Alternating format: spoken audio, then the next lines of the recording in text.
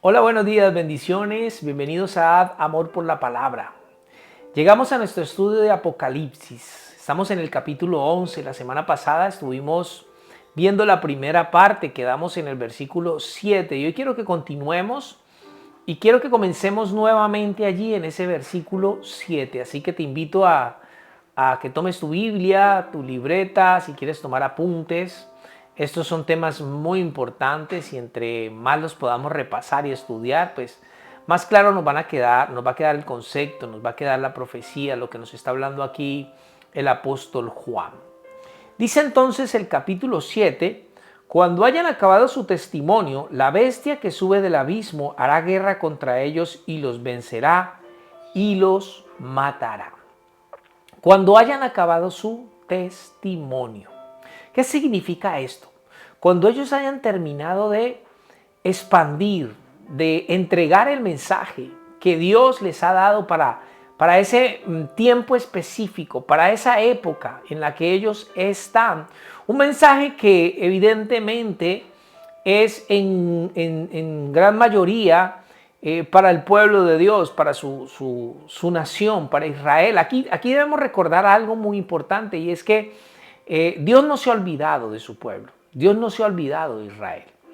Y el anhelo del corazón del Señor es que su pueblo se vuelva a Él. Y Él quiere salvarlos. ¿Sí? Dios no los ha desechado. Una cosa diferente es que el Señor haya abierto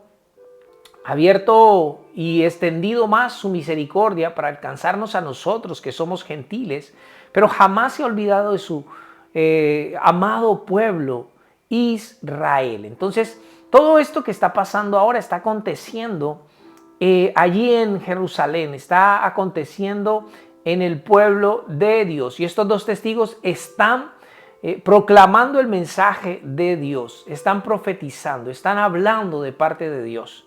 Su mensaje es claro, es un mensaje de arrepentimiento. Ellos están condenando el pecado de la nación. Ellos están confrontando al pueblo de Dios. Ya vimos y lo vimos la semana pasada, pero es importante retomarlo un poco para entrar en lo que quiero compartir con ustedes hoy, que ellos habían sido equipados con un poder especial, ¿no? Dice el versículo 5, si alguno quiere dañarlos, sale fuego de la boca de ellos y devora a sus enemigos, y si alguno quiere hacerles daño, debe morir de la misma manera. Yo quiero que te ubiques en este pensamiento. Estos dos personajes, estos dos testigos, son invencibles. Son invencibles durante el periodo de tiempo que Dios les ha dado para profetizar. Los 1260 días. Yo creo que ya en ese momento tiene que haber habido mucha gente que los ha querido callar, que los ha querido silenciar. Tal vez muchos se han atrevido a ir a quererlos matar o destruir, pero han sido destruidos ellos.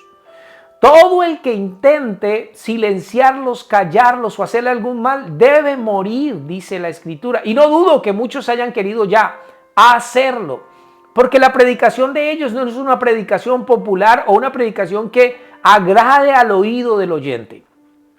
¿Sí? Entonces, ellos están confrontando, están condenando el pecado de todos los que están ahí.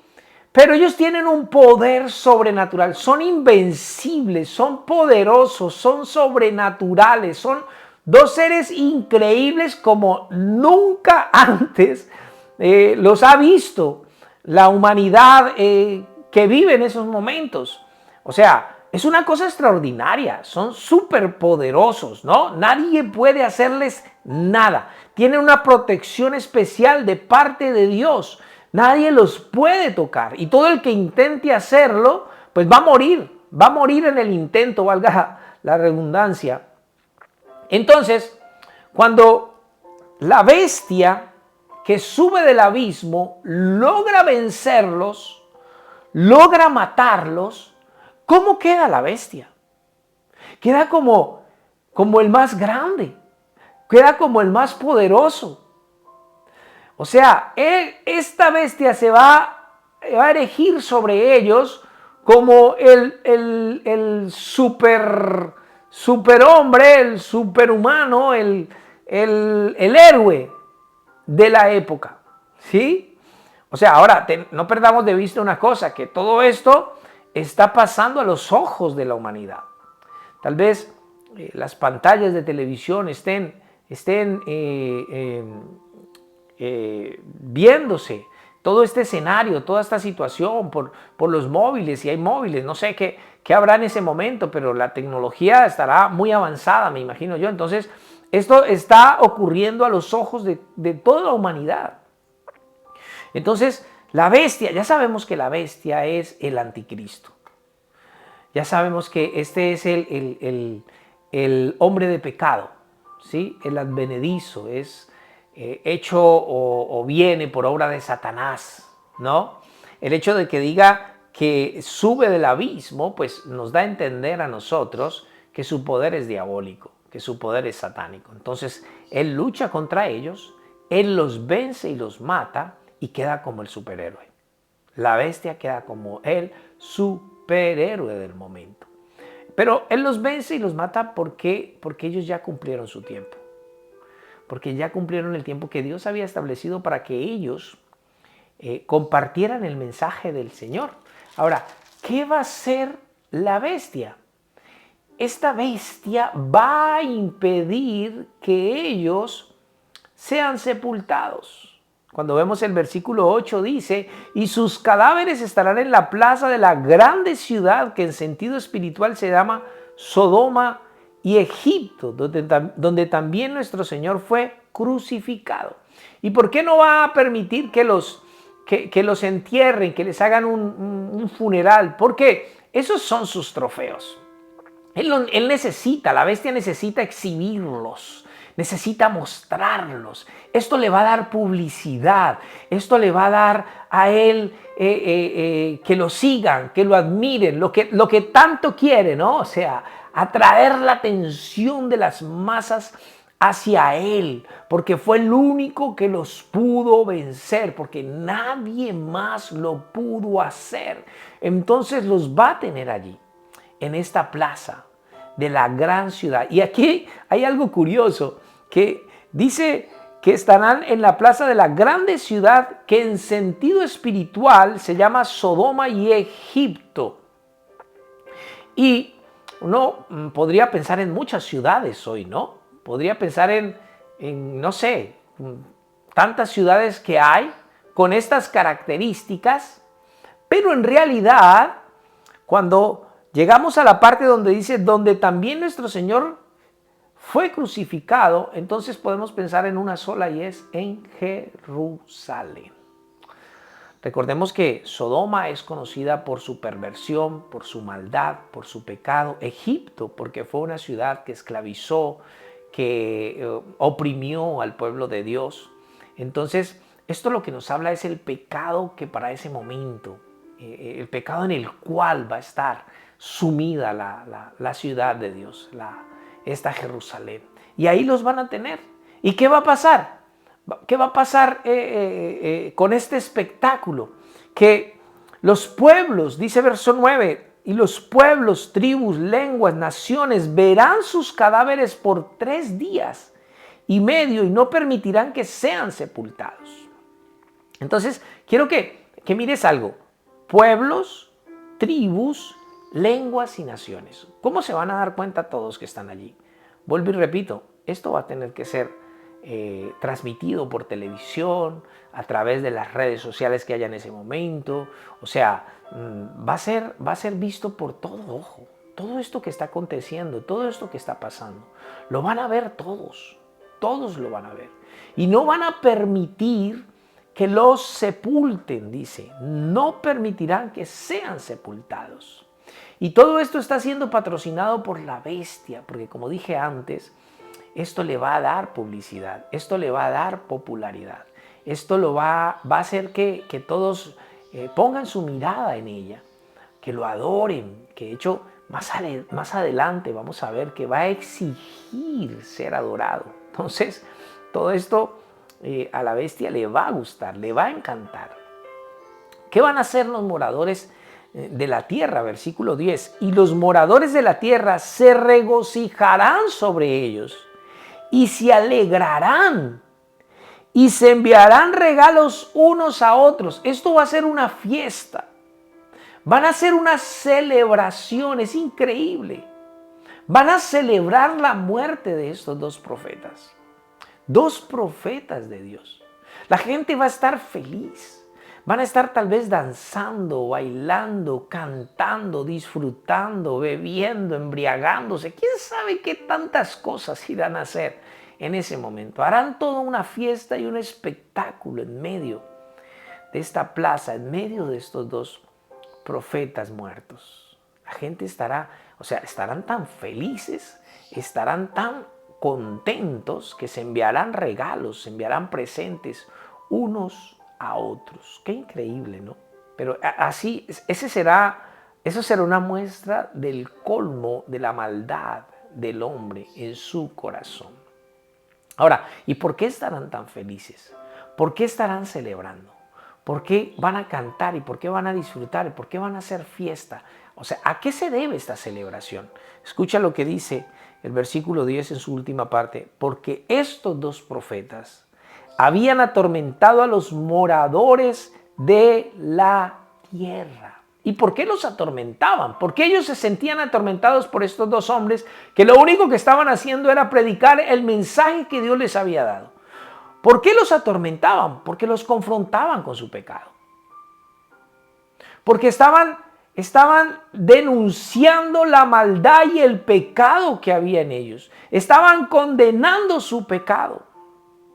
Y esta es la impresión, normalmente esta era la impresión que daba un profeta del Antiguo Testamento.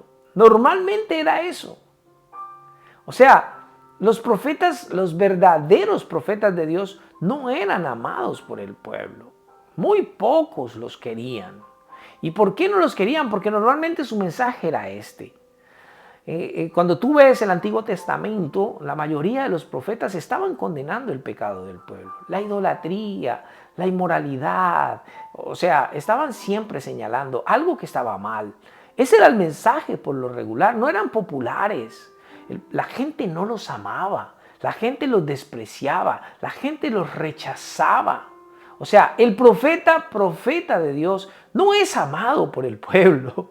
Si alguien hoy es amado y dice ser profeta y es popular y lo reciben en todas partes y lo abrazan y lo quieren tocar y le quieren sacarse fotos y todas estas cosas que uno normalmente ve, si hay tanta popularidad hoy en los profetas de este tiempo o en los que predican la palabra, porque es que profeta no necesariamente uno tener una profecía así sobrenatural.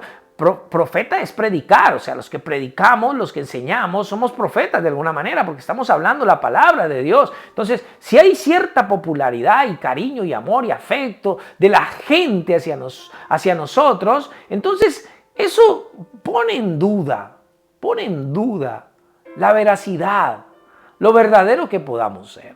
Porque, vuelvo y te repito, por lo regular los profetas de Dios, el sentimiento o lo que producía en la gente era terror. Es que aquí lo está diciendo.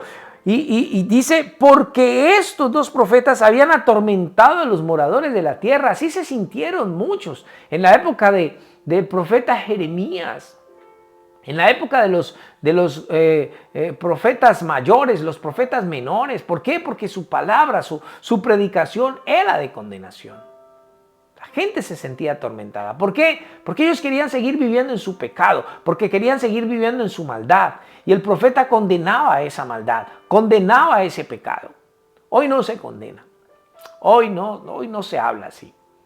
Hoy queremos una palabra liviana, queremos una palabra motivadora, algo que me haga llorar, que me emocione, ¿no? Hoy hay mucho motivador, y es impresionante la cantidad de motivadores espirituales que tenemos hoy como predicadores, ¿no?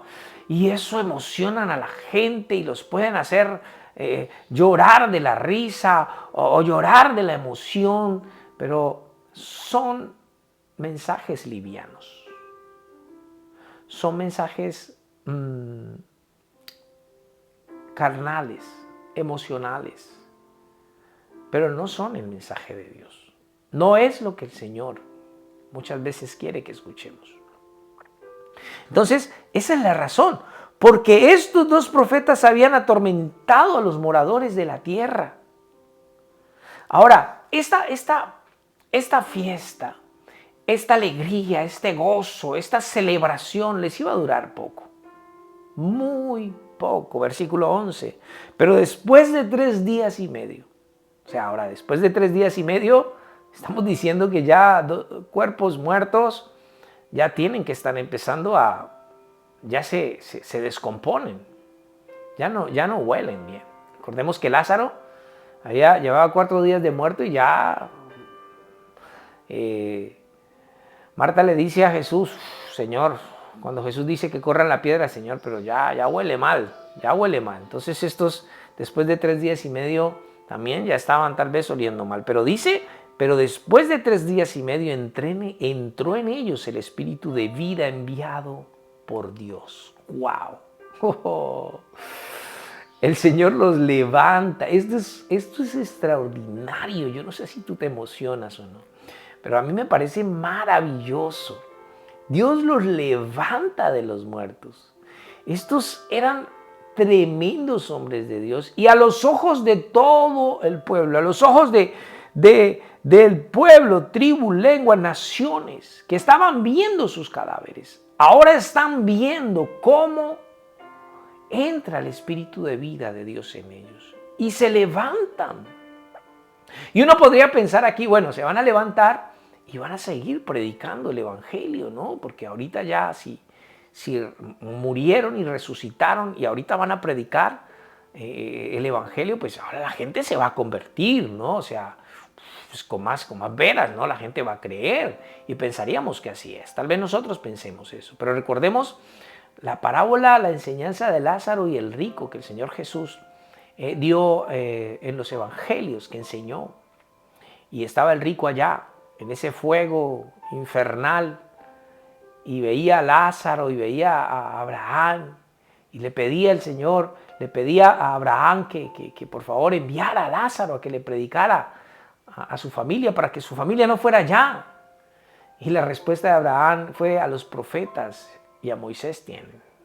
Si no los oyen a ellos, no se persuadirán, aunque alguno resucite de los muertos y les hable. ¡Wow! No es así. Así no funciona. Si no creyeron, ya no creen. Ya no creen. Entonces, si el Señor no les iba a decir que siguieran predicando, ¿qué les iba a decir? Sigamos leyendo. Pero después de 3 días y medio entró en ellos el espíritu de vida enviado por Dios, y se levantaron sobre sus pies, y cayó gran temor sobre los que los vieron. O sea, se acabó la fiesta. Ahora, del gozo, de la alegría y de la celebración, pasaron al temor. Se aterrorizaron. Se acabó la celebración. Se pusieron sobre sus pies. Esto es impresionante, amados. Yo no sé si tú puedes dimensionar lo extraordinario, lo sobrenatural de este hecho. ¡Wow! Se pararon a los ojos de todo el mundo. Todo esto está siendo televisado, está siendo transmitido a través de las redes sociales, de todo medio de comunicación que haya en ese momento. ¿Y qué sucede después? Verso 12, y oyeron una gran voz del cielo que les decía: subid acá. Y subieron al cielo en una nube, y sus enemigos los vieron. ¡Wow! Yo me atrevo a suponer, no lo puedo asegurar, yo no podría afirmarlo de manera concreta, pero me atrevo a sospechar de que esta gran voz del cielo la escuchó todos. Todos en la tierra escucharon esta voz. Creo que eso pudo haber pasado. Y oyeron una gran voz del cielo que les decía. Es posible. Bueno, como también pueda que no. Pero es posible que hayan escuchado esta voz. ¿Y qué les dice la voz? Subid acá. Y a los ojos de todo el mundo, recordemos, de pueblos, tribus, lenguas, naciones, ellos empiezan a volar, empiezan a subir, a volar, suspendidos en el aire. Empiezan como el Señor Jesucristo en Hechos, cuando fue subiendo, va ascendiendo y sus discípulos lo vieron. Así está pasando con ellos. Así está pasando con estos dos profetas, con estos dos testigos. Y dice, y sus enemigos los vieron. ¡Wow! Los vieron subir al cielo. Qué impresionante, qué respaldo el de Dios para estos hombres. Recordemos que allí mismo en Jerusalén era que el Señor Jesucristo había sido muerto, crucificado, pero ahí mismo había resucitado. Algo parecido a esto que está ocurriendo allí. Y también fue después de 3 días de muerto del Señor Jesús que resucitó. En aquella hora, dice, ellos están subiendo, todos los están viendo, todo ojo lo está viendo esta situación. Y ellos están volando. Yo me imagino a la gente con la boca abierta viendo, ¿qué? ¿Están volando? Suben donde el Señor les ha dicho, van subiendo en el aire, todos lo están viendo. Y en verso 13, y en aquella hora hubo un gran terremoto. En aquella hora, en ese momento, en ese instante.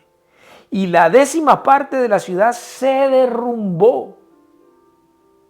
Y por el terremoto murieron en número de 7,000 hombres.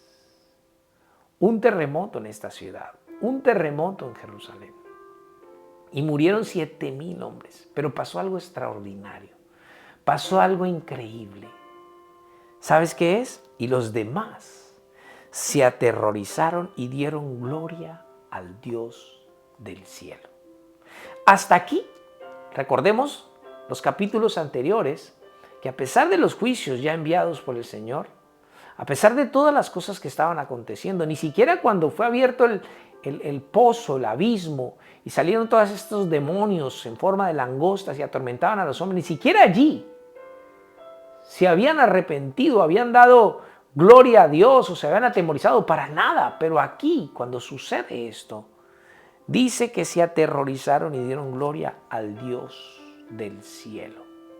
El efecto de la predicación, de la profecía, del testimonio de estos dos testigos, vino a darse aquí.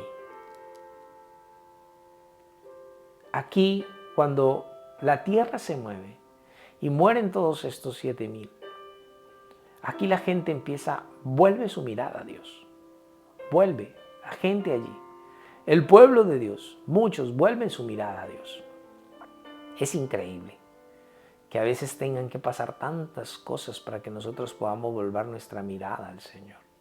Aún a nosotros mismos como creyentes en ocasiones tenemos que pasar por circunstancias difíciles. A veces nos relajamos en nuestra vida como creyentes. A veces vamos por ahí por la vida como si Dios no hiciera parte de nuestra vida. Tengo que repetirlo. O sea, vamos por ahí andando como si no tuviéramos a Dios en nuestro corazón. Y a veces nos olvidamos, y a veces nos olvidamos de congregarnos, y a veces nos olvidamos de buscar a Dios, y a veces nos olvidamos de hacer una oración, y a veces nos podemos olvidar de tomar un tiempo para leer las Escrituras, para hacer un devocional diario con nuestra familia. Y en ocasiones Dios tiene que hacer algo sobrenatural para poder llamar nuestra atención. Es como algo tan nuestro, como tan de los seres humanos. A veces tener que ser sacudidos o tener que Dios permitir que se sacuda la tierra. Si no, mira cuando hace un temblor, cuando hay un terremoto, que es el caso de lo que estamos leyendo aquí. Es cuando muchos, Dios mío, y se arrodillan y empiezan a clamar a Dios, y a veces tienen que pasar cosas semejantes para que nosotros podamos volver nuestra mirada y nuestra atención a nuestro Señor, nuestro Creador. O sea, que no nos puede pasar a nosotros que somos creyentes, que no nos puede pasar a nosotros que somos hijos de Dios, que nuestra relación con Dios tiene que estar puesta por encima de todas las cosas sobre esta tierra, sobre todo lo material. Nosotros tenemos que tener a Dios en el primer lugar y estar amándolo a Él sobre todas las cosas. Es una cosa que ya sabemos, pero en ocasiones a veces Dios tiene que permitir cosas como estas. El pueblo de Dios, el pueblo de Israel es un pueblo que ha conocido a Dios, es un pueblo antiguo de conocer a Dios, el pueblo de los pactos, el pueblo de todas las cosas sobrenaturales y maravillosas que Dios ha hecho con ellos. Pero cuando nosotros leemos la historia del pueblo, se olvidaban de Dios, se olvidaban con facilidad de Dios. De hecho, en Deuteronomio el Señor los exhorta a través de Moisés muchas veces, no una vez, muchas veces. Cuídate de olvidarte de Jehová, tu Dios, que te sacó de la tierra de Egipto. Y se los decía constantemente, y a pesar de la amonestación que ellos recibían, cuando uno lee la historia, uno se da cuenta cómo se olvidaban, cómo le daban la espalda al Señor, cómo volvían a la idolatría, cómo volvían al pecado y a tantas cosas. Que no nos pase a nosotros eso, mis amados hermanos, que no nos pase eso. Tenemos que estar pegados de la mano del Señor y estar en una comunión íntima con Él siempre. Entonces vemos que aquí muchos vuelven su mirada a Dios. Dice el versículo 14, el segundo ay pasó, he aquí el tercer ay viene pronto. Recordemos que el primer ay está en el capítulo 9, ¿no? Capítulo 9, versículo 12. Ese fue el primer ay. El primer ay pasó, aquí vienen aún dos ayes después de esto. Pues aquí nos está diciendo Apocalipsis 11:14, el segundo ay pasó, he aquí el tercer ay viene pronto. Qué maravillosa escritura esta. Y yo me deleito en podértela enseñar. Vamos a dejar hasta aquí porque no nos da más tiempo. De todas maneras, meditemos mucho en esta escritura, meditemos mucho en la palabra del Señor y debemos de estar orando. Yo creo que estamos en un escenario, y lo he dicho desde que comencé este estudio de Apocalipsis y lo vuelvo a decir ahora, el escenario en el cual estamos nosotros ahora mismo es un escenario totalmente apocalíptico. Estamos viviendo tiempos muy difíciles, mis amados. Yo espero entonces que estés meditando en las escrituras. Ya sabes, estamos en YouTube como Amor por la Palabra. En Instagram y en Facebook me encuentras como Javier Cárdenas. Ahí estamos publicando los devocionales diarios y la enseñanza de Apocalipsis. Un abrazo fuertísimo para todos y que el Señor me los bendiga de manera abundante.